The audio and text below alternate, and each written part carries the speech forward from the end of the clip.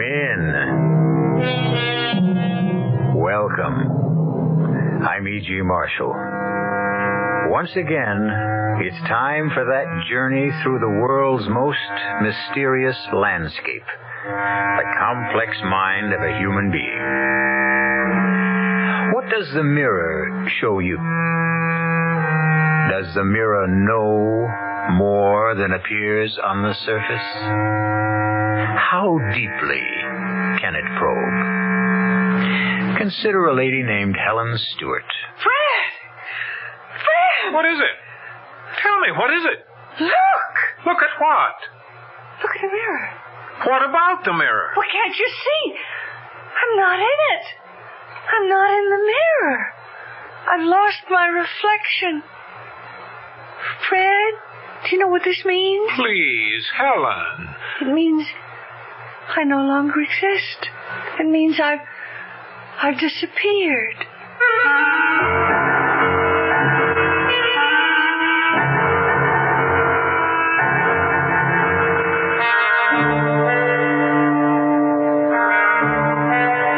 Our mystery drama, Mirror for Murder, was written especially for the Mystery Theater by Sam Dan and stars Celeste Holm. It is sponsored in part by Anheuser-Busch Incorporated, brewers of Budweiser, and by the Kellogg Company, makers of Kellogg's Special K cereal. I'll be back shortly with Act One.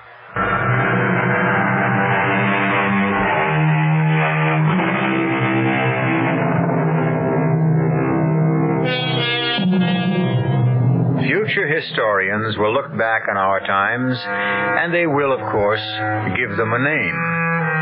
It's fairly safe to assume that our era will probably be called the Age of Women. Women are no longer content merely to cook and clean and care for a man. Some women are quite vocal about it. However, these are not the ones to cause us concern. Men should worry about those quiet ones. For instance, today it's breakfast as usual at the home of Fred and Helen Stewart. This means that, although it's not even 8 o'clock, Fred has already been on the phone for the better part of an hour. But on this particular morning, quiet, uncomplaining Helen Stewart does something shocking. She suddenly reaches over and, for no apparent reason, disconnects the telephone. Helen, why? Why did you do that? Why did you cut me off? I don't know. But Helen, you knew that I was talking to Senator Warren. You cut us off. Senator Warren is an old drunk. James J. Warren is the majority leader. Oh, yes, he is. He certainly is. Senator Warren is the majority leader because he makes a great many major leads, especially with his hands under the table when we're out to dinner. What are you talking about? You know, 15 years ago, if I'd told you that, you'd have punched the senator in the nose. Now you look at me and say, what are you talking about? Helen. Oh, Jim. Yeah, cut off, I guess. Certainly, Jim, I'll hold on. Helen, I simply have to talk to the senator before he leaves. You might want to talk to me before I leave, too. Now, what is that supposed to mean? Just what it sounds like. Look, we can't afford an argument just before I go... When can we afford it? Darling, be sensible. The committee's considering the entire budget. You know what's at stake. Of course. And, Jim, yeah, great. Tonight? No trouble at all. I'll be there. You bet. Thanks, Jim. Bye. Am I to assume from that conversation that you won't be home to dinner tonight either? Senator Warren wants me to meet with the finance committee people for dinner. I see. Well, they have to be brief. Naturally. I'll try to cut it as short as I can. We have tickets for the opera tonight. Remember? Oh. Well, look, why don't you go, and I could pick you up after. If I'm going to go to places alone, I don't have to be married. Oh, Helen, just as soon as all this pressure is off... Poor Fred, you're having so much trouble trying to fit me into your schedule. What are you doing New Year's Eve? I resent that. Do you? If you didn't want me to go into politics, you should have said so. I don't recall that you ever asked me. Darling, this is the big break. Jim Warren is letting me write this bill. It'll be known as the Stewart Act. It'll revolutionize the concept of education throughout the state. From here, I can run for national office. First the House, then the Senate. Yes, well, write me a letter. Let me know how you make out. Well, I want you to help me. Help you? How? Well, just don't add to my... To your problems. Is that what you're trying to say? No. Just be a nice, quiet, obedient little lady. Is that what you mean? Oh, Helen, you can twist the meaning of everything Fred, you say. I'm having a problem. Oh, good Lord. It's 8:30. Fred, we have to talk about it. Yes, but does it have to be this minute? Well, sometimes you have to sit here and just look at me and talk to me and concentrate on me as if I were a human being worthy of your time and your attention. Helen, you know that I love you. Yeah, but that's not enough. You see, something's happening to me, and I'm frightened. What could be happening? I'm scared. I feel as if I'm disappearing. Disappearing? Yes, disappearing, as if I'm fading away, fading out. What does that mean? As if I've become nothing, nobody. Oh, but that's what. I can prove it. There are times, many times, more and more times lately, when I look into a mirror and I sort of become hazy, blurry, and then my image, my reflection, isn't there. It's just gone. Helen. I'm gone. Look, you've got to see Dr. Gordon. Why do you keep sending me to other men, Fred? I know what's happening. I am disappearing. I'm fading out of your life. Now, that is not true. I need you more than ever. For what? We'll talk about it tonight. But you won't be here tonight. Tomorrow morning. I may not be here tomorrow morning. What? I may be gone. Gone? Gone where? I don't know. Where do people go when they disappear? I'll answer it. Hello? Just a moment. It's the senator's office. Should I tell him you're busy and you'll call back? How can I tell him I'm busy? Give me the phone. I see. Hello? Yes, I'll hold on. Helen, Goodbye, Fred. Where are you going? Where am I going? Fred, look in the mirror. Just look, Fred. In just a minute. Hello? Jim? Yeah. Oh, I've got all the figures, everything we need. Look in the mirror, Fred. I've disappeared. No, Jim, we've got solid proof. Where did I go, Fred? Where did I go? Please, Fred, tell me what happened to me. Jim, the opposition will simply have to throw in the towel. Nobody can afford to vote against this bill. Fred, where did I go? You can control every single dollar. Fred, I'm going to have to find myself. The voters know whom to thank for it. Goodbye, Fred. Goodbye. Jim, the newspapers will eat it up. How can we possibly lose?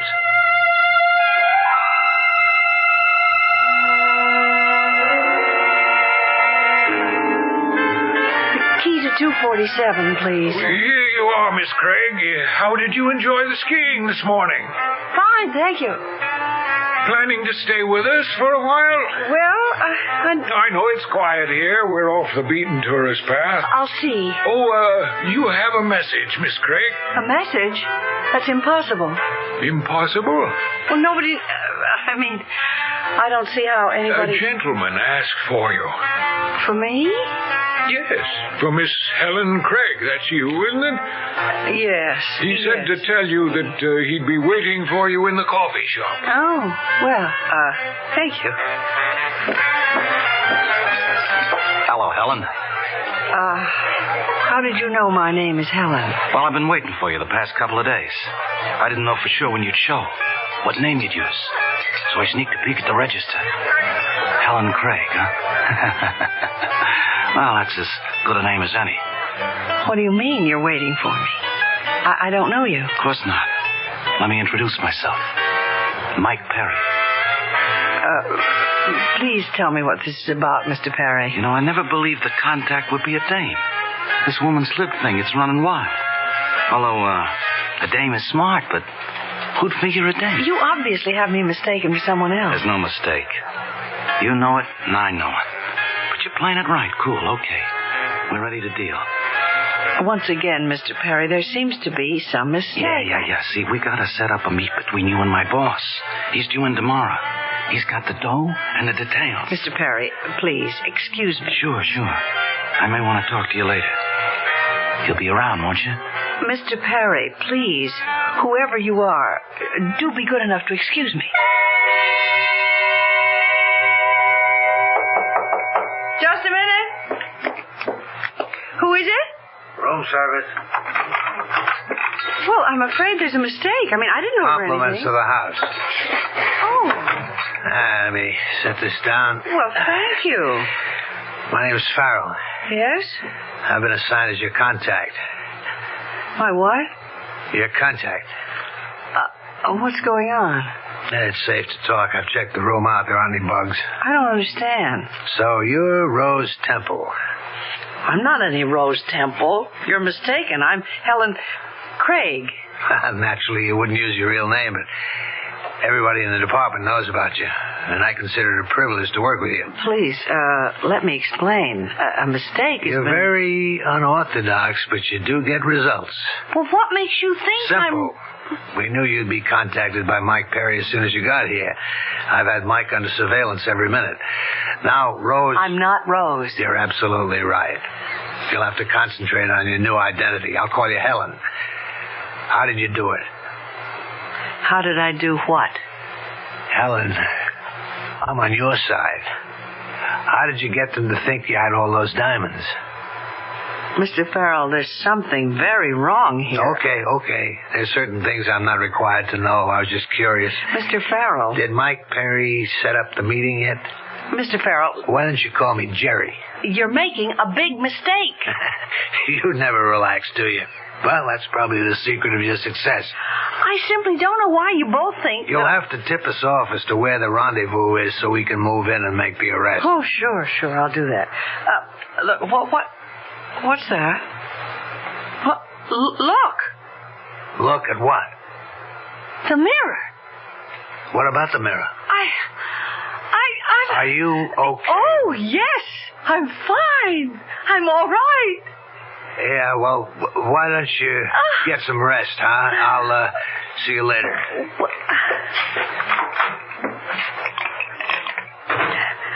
Operator, is there a doctor nearby?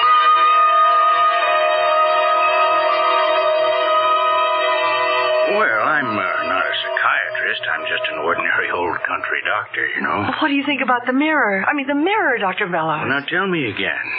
Back at home, you disappeared from the mirror. Right. It could be a symbol of how unimportant you think you've become to your I husband. know that. That's why I ran away. I thought I could find myself. Yes, I see. Who are you, really? Oh, I don't want anyone to know. Well, your husband is probably worried. How worried? Worried enough to tell the police to look for me? Well, perhaps, but let's stay with your problem. You ran away to find yourself, and a few minutes ago you looked in the mirror and you saw your image again. Is that what you're telling me? Yes, but... But what? The image I saw. Well, I've never seen such an image of myself before. I mean, I'm filled with brightness, a kind of glow. Well, look in the mirror again. Yes. Yes, it's the same image. It almost hurts my eyes to look. I mean, what does that mean? If that's how you see yourself, then it could mean you've suddenly become important again. I mean, important to someone. Or that I'm having another hallucination. What kind? Oh, doctor, I'm hallucinating. I must be. That I'm some sort of an agent. An agent? A double agent. What do you mean? That I'm some sort of secret operative, and I'm posing as a member of some powerful gang. I mean, I realize this must sound... No, that's all right. It's all right. Keep talking. Seems I'm here to contact some powerful racketeer, at which time there will be an arrest or a shootout or whatever happens at such a meeting. I don't know. I haven't hallucinated that far yet. And what form does all this take? Well, I've been approached by a man who has identified himself as a member of some gang.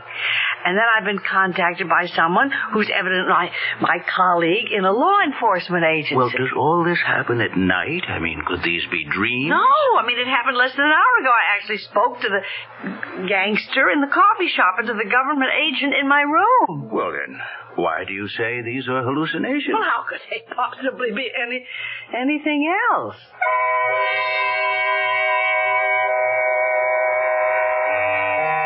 What we're up against here is reality. We have witnessed a scene between Helen and Mr. Perry, and between Helen and Mr. Farrell. It all sounded real. But Helen is a troubled lady, and either way, it's a troubled situation. If it's a fantasy, that's one kind of trouble. If it should happen to be real, it's another kind of trouble.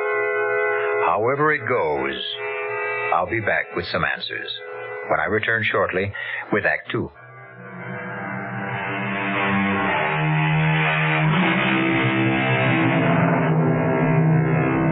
There comes a time in the lives of many women when they feel unwanted, neglected. Gone is purpose, identity. And so they suddenly go out to search for that all-important identity. Such a woman is Helen Stewart, wife of a rising politician.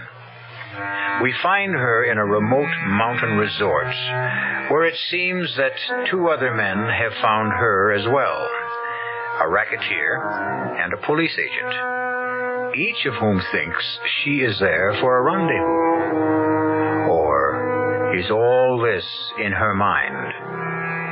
Is there really a racketeer? Is there really a police agent? Are you saying, Dr. Bellows, that I'm not hallucinating? You mean that I've actually been approached? No, but we must consider every possibility. Well, then, what should I do? Well, in addition to everything else, Miss, Craig. Well, if you were to use that name, it's all right with me, but you really should tell me who you are. No. Oh, well, now I can't treat you if you don't trust me. Doctor, you might feel called upon to get in touch with my husband, and I just couldn't stand that. Well, why? If you should be in trouble psychologically, wouldn't you want him to? No. I left him so I could do something for myself.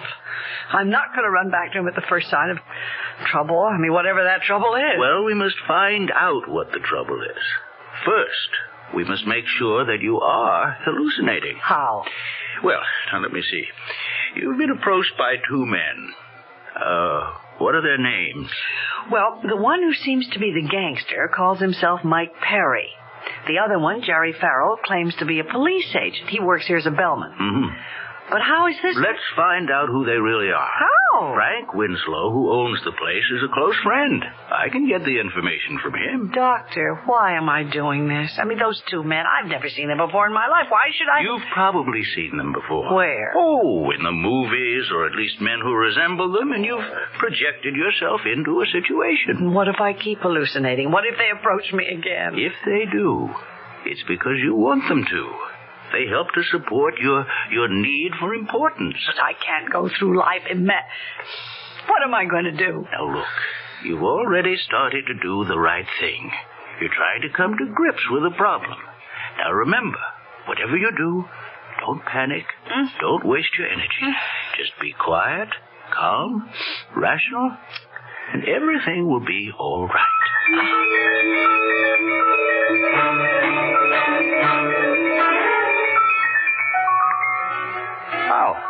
How come you ain't on the slopes? I'd rather sit here and read. Mind if I join you? Buy you a drink? I don't drink. Well, let's talk anyhow. About what, Mr. Perry. As if you don't remember. Okay. We'll talk, Mr. Perry. The big fella. I'm supposed to tell you this. He ain't gonna be here till day after tomorrow. Now, don't blow your stack. Believe me, I had no intention. Oh, you don't kid me, baby. You don't give nothing away. But you must be doing a burn. Really? Why? Because every day you hold that ice, the harder it gets and the more it can melt. Oh? You were told you could have the deal tomorrow, okay. You showed up. But where's the big fella? I don't know. Where? His daughter's getting married tomorrow. So he can't make it. Well, that sounds reasonable enough. Well, that's no way to do business, and you know it. So I was thinking, why not do business with me? With you? Look, the big fella can't last much longer anyhow. I mean, what if I can raise by tomorrow morning half of what the big fella offered? It's less, but you got this one advantage. Yeah? With me, you got a deal. Cash on the line. You're out. You're clean. What do you say? Let me think about it.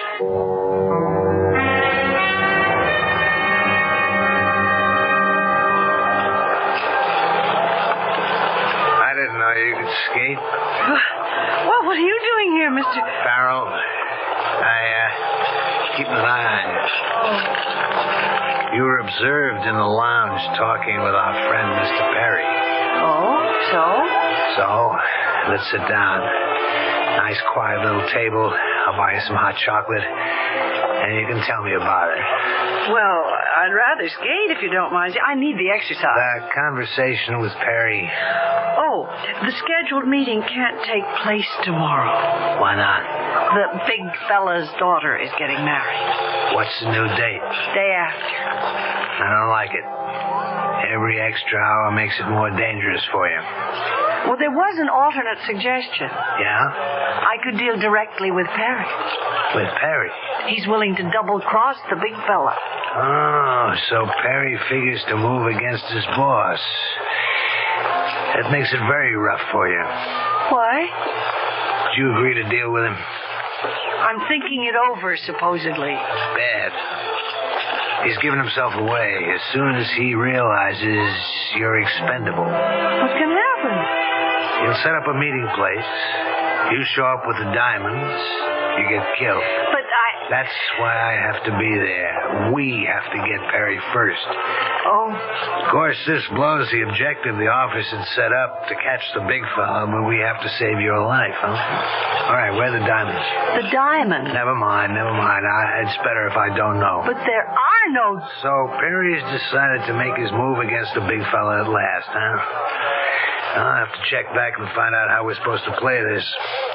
Meanwhile, you have a weapon I don't know about? A weapon? Yeah. Word is that you never carry a gun. I checked out your luggage, but I can't believe you don't have something on you somewhere. Do you have a gun? No. You know, you're too good to be true. What does that mean? You're the most unlikely agent I've ever met. Well, maybe that's because I'm not No, you are. And now I know how you made your reputation. It's that air of innocence, naivete. And that's your strength, your armor. Well, you can get away with that against the upper crust criminals. The what? The upper crust, the gentlemen. The con artists, the flim-flammers, those are the guys you've tangled with. Bust one of those guys, they come along quietly. But now, you're up against killers. Make sure I'm always close to you.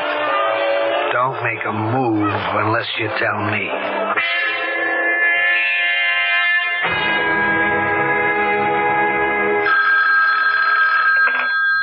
Hello? This is Dr. Bellows. How do you feel? Oh, I've been hallucinating, I think. I've just had a discussion with both of those men. The racketeer and the government agent? Yes, Doctor. Mm-hmm. And how did it go? Frightening, as it seems so real. Are you near a mirror? Yes? Look at yourself. All right. What is it? I've never seen myself in such clear outline, such sharp detail. I mean, such brilliant colors. See, you're feeding on your fantasies. I am? These men you're talking to. Yes? Well, I had to go on the basis that anything can be possible until proved otherwise. Doctor, do you mean they can be real? Well, now I don't believe it because I checked up on them. The so-called gangster. Mike Parry. Yes. He's a partner in an export-import company in Philadelphia, a most reputable firm. And the hotel employee... Mr. Farrell. Mm-hmm. He's only been working there for a few weeks, but he has excellent references. Recommendations from employers that extend back over 15 years. I see. So now, we can definitely dismiss these as fantasies. Hallucinations, call them what you will. Yes, I can't tell you how relieved I am, Doctor. The situation was beginning to take a dangerous turn. Well, perhaps you'd better come over here. I'll give you some medication that will let you get some rest. You see, you have to start building yourself up now. Thank you, Doctor. I'll be there right away.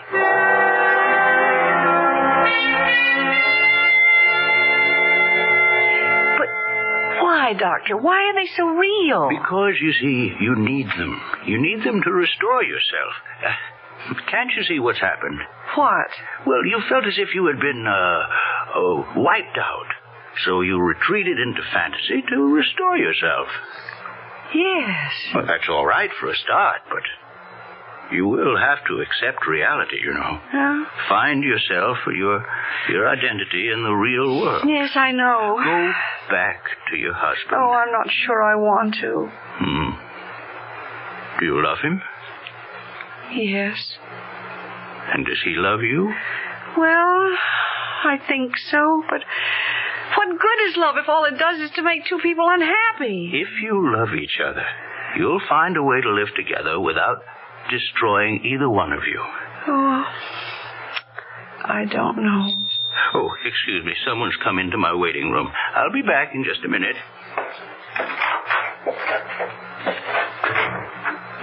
Go back to him? Go back to Fred?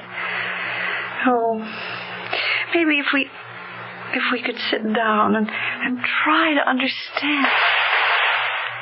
Doctor? Dr. Bellows! What happened? Doctor! Hi. Mr. Perry, what have you done? What does it look like? I just knocked off this quack here. That's what I done. Why, Dr. Bellows. Hey, what's with you, kid? You like to talk to stiffs? You killed him? You've killed Dr. Bellows. Hey, you catch on quick. But why? Why? Because he's working with the cops, that's why. Working with the cops? Sure. He's been asking questions, trying to get a make on me. You know what this means, don't you? It means he's dead. And this is real. He's dead. And this is real.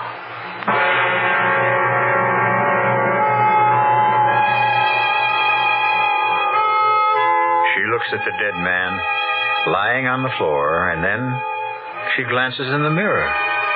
And there she is, larger than life, huge, grotesque. Her dress in the mirror is stained and spattered with red. But that's in the mirror, and she knows that's fantasy. But what is reality, plain and stark, is Dr. Bellows dead on the floor. And the spreading crimson stain on the carpet. That's real. That's death. I shall return shortly with Act 3.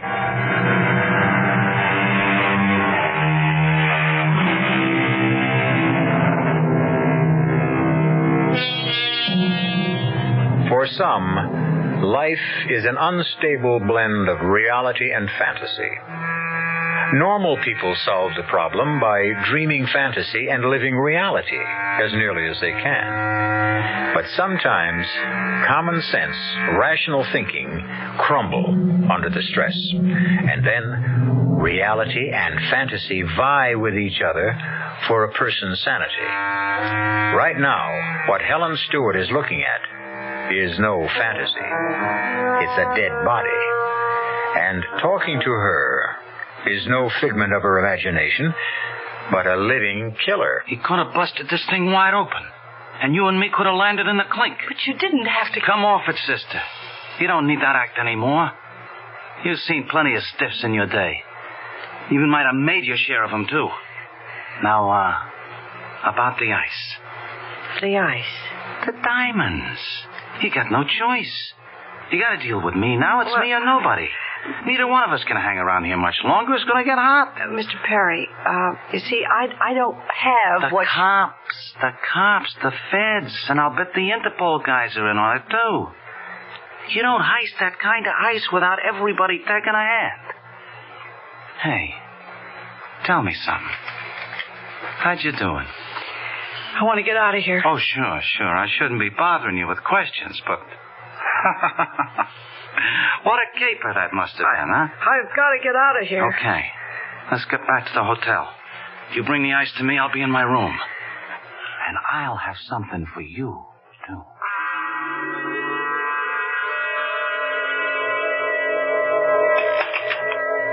Yes? I'd like to make a local call to Dr. Bellows. Dr. Bellows? Yes, Dr. Bellows. Well, I guess you haven't heard. It only happened a little while ago, but Dr. Bellows is dead. Dead? Yes, he was murdered. Murdered? Yes? Nothing. Nothing at all. Never mind. And it did happen. It's real. I was there. And Mike Perry is a killer. Now I need... Yes?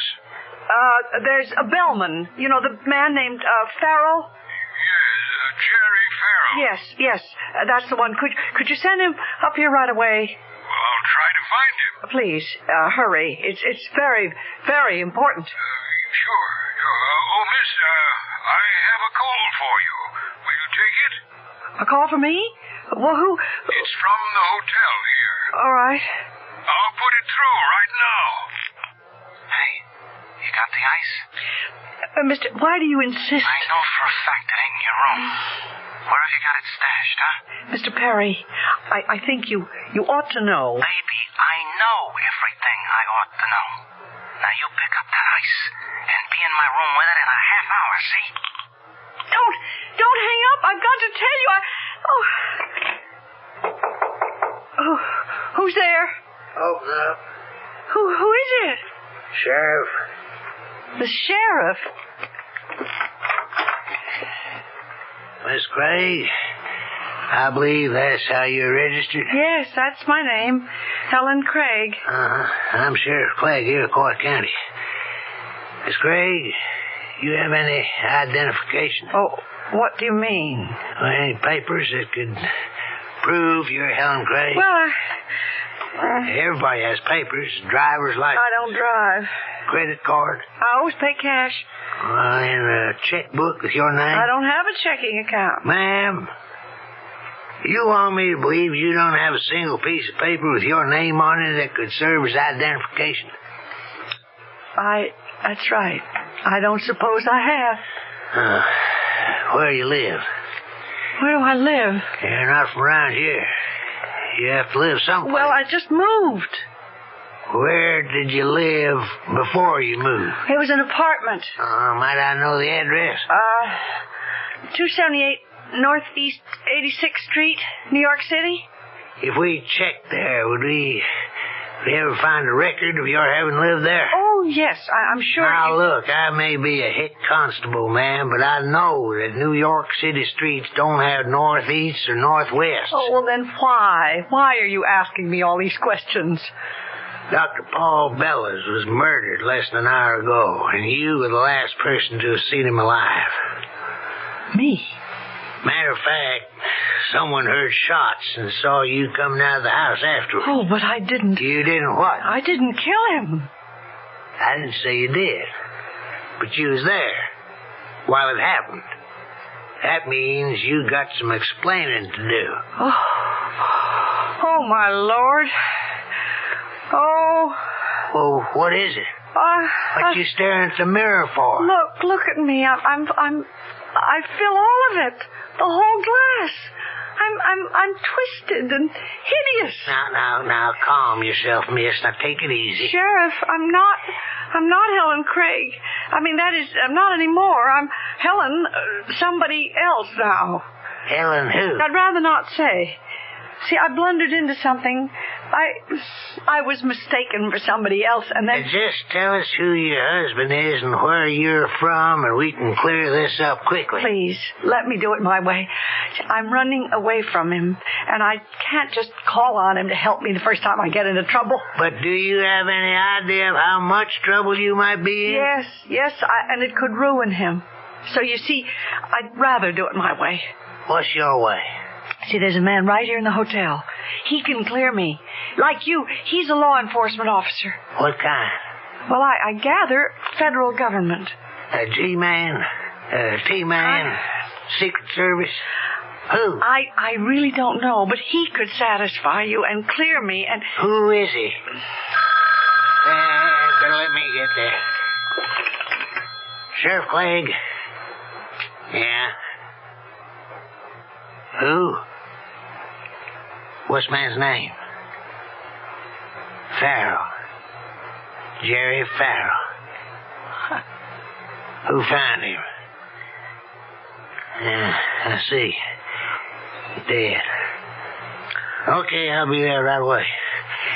What were you saying about Jerry Farrell? It never rains, but it pours. First time we ever had a murder here, now we got two of them. This bellhop by the name of Jerry Farrell. Oh, but he's the government agent. You see, he could have told you. Told me what? Sheriff, a man named Mike Perry. See, he thought I was a member of the underworld and that I'd come here to make some sort of a deal. And then Mr. Farrell, who claimed to be a secret government agent, he insisted I was an undercover agent and that I was here trying to trap this Mr. Perry. Yeah? Well, I thought it was all a hallucination. And I went to see Dr. Bellows. And I guess it was all real. What kind of deal were you supposed to make with Mr. Perry? I was supposed to sell him some stolen jewels. What are the jewels? I don't know. I never had... Then how can you sell them? Well, see, Mr. Farrell was supposed to arrange... It all turns on Mr. Farrell, doesn't it? Mr. Farrell's dead. Now, about Dr. Bellows. Well, I have to tell you, Mr. Perry killed Dr. Bellows. Perry, huh? Well, that's the Mr. Perry who's registered in this hotel. He's a gangster. Mike Perry? He's the one. I'm afraid this has to be the end of the line. Mike Perry's been coming to this place more than 10 years. Mr. Perry's a legitimate businessman from New York. But I saw him. I saw him kill Dr. Bellows. I saw him standing over Dr. Bellows' body with a gun in his hand. I heard him. And he said he just killed Dr. Bellows. Now, it won't be too bad for you. Well, try to believe me. I don't think it's first degree. That's a help right there. All these hallucinations, you probably got insanity working for you. Oh! Who knows? You could even get off. Oh! Now, you want to tell us who you are? I can't. It'll have to come out. But I just can't. Now, you just better sit there and think about it. If you're trying to protect your husband... It's not that. It's... Sooner or later, we're going to find out who you are. Now, just think about it. Sit here. Yes. I'll be back. And whatever you do, don't try to leave this hotel. Sheriff, am I under arrest? What do you think?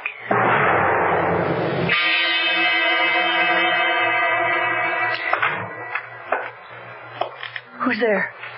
Who do you think, baby? Oh, Mr. Perry. Well, where's the ice? I don't have it. You don't have it, huh? Now, what are you trying to do, play me for a sucker? Mr. Perry, I have tried to explain. You would never listen. I'm not who you think I am. You figure you can make a better deal somewhere else? I'm not out to make any deal. Now, will you please leave me alone? No. Not till I get the ice. I'm in enough trouble. The sheriff thinks I killed Dr. Bellows. Don't hand me that. It's true. I'm here to finish the deal. All right. The deal. With the big fella, as you call him.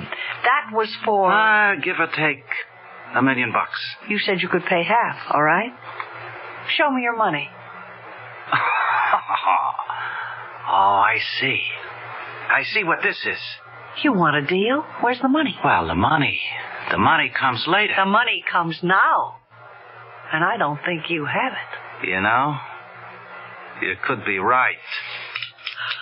Well, that gun isn't going to help you. Oh, honey, a gun always helps. Shoot, and they'll hear you. Not this time. I got a silencer. And what do you hope? The ice is in this room.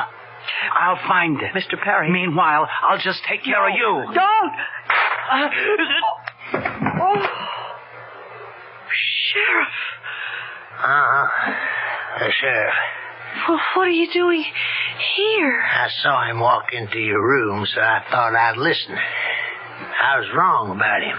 Oh. Hey, what's the matter? I think I'm going to faint. Well, don't. Will my husband ever find out? We got to check with the government, see how much of this can be released.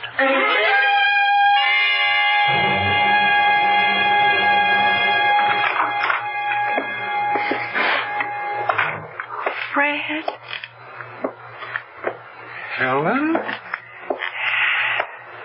Oh, Helen. Oh, hello, Fred.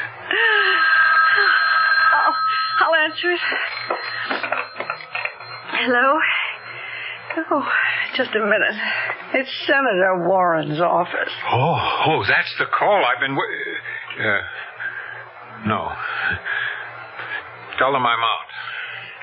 Mr. Stewart isn't in right now. Yes, he'll call you back. Goodbye. Where were you? Why? Did you miss me? Oh, I can't tell you how much. Well, you see, I just went away. Oh, I missed you so much. I almost went out of my mind. Did you? I tell you how crazy I was. I'd look in the mirror and I'd actually see your face there, even though you weren't there. So you see, you were wrong. Your image, your reflection hasn't disappeared. Look. Just look in the mirror. What do you see? I see. Oh, Fred, I see both of us clearly. Very clearly. Oh, darling. Now, tell me where you went and what you did. Oh, well, I didn't really go anywhere much. And I really didn't do anything.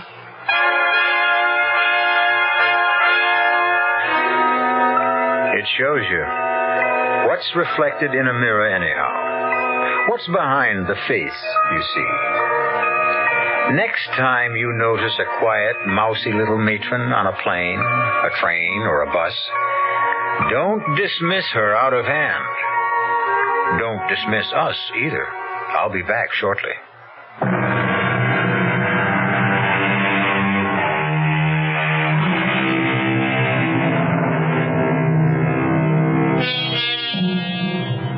Stewart, a lesson to all of you gentlemen out there who don't see your wives' faces in the mirror anymore. Be very careful, because the next face you might see in the mirror could very well be your own. Our cast included Celeste Holm, Wes Addy, William Redfield, and Robert Dryden. The entire production was under the direction of Hyman Brown. Radio Mystery Theater was sponsored in part by new sugar-free diet 7-Up, Contac, the 12-hour allergy capsule, and Buick Motor Division. This is E.G. Marshall inviting you to return to our Mystery Theater for another adventure in the macabre.